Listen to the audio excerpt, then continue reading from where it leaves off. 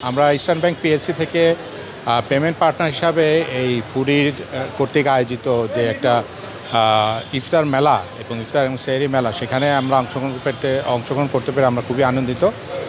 Basically আমাদের ব্যাংকের কাজ হলো পেমেন্ট সিস্টেমকে এনেবল করা এবং তারই ধারাবাহিকতার অংশ হিসাবে আমরা অ্যাজ এ পেমেন্ট পার্টনার আমরা এই ফেস্টে এসেছি এবং আমরা we are really amazed and surprised to see the festivity and the people around here এবং আমরা খুবই গর্বিত এখানে পার্টনার হতে পেরে।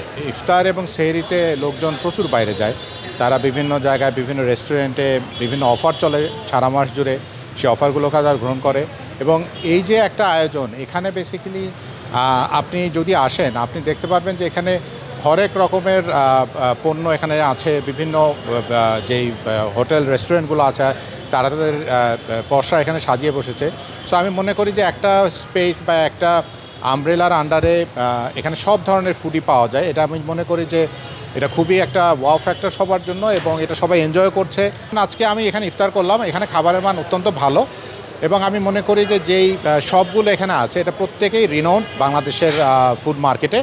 সো আমি খুবই আনন্দিত এদের সবাইকে এখানে পেয়ে এবং খাবারের মান অত্যন্ত ভালো।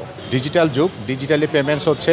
সো সেই ডিজিটাল পেমেন্টের কারণে আমাদের এখানে ডিজিটাল পেমেন্টের ব্যবস্থা আছে, কার্ড অ্যাকসেপ্টেন্সের ব্যবস্থা আছে, আমাদের এখানে পজ আছে, অনলাইন পেমেন্টের অ্যাপের মাধ্যমে যদি কেউ অনলাইনে ফুড ডেলিভারি নেয় সেটার জন্য অনলাইন পেমেন্টের ব্যবস্থা আছে।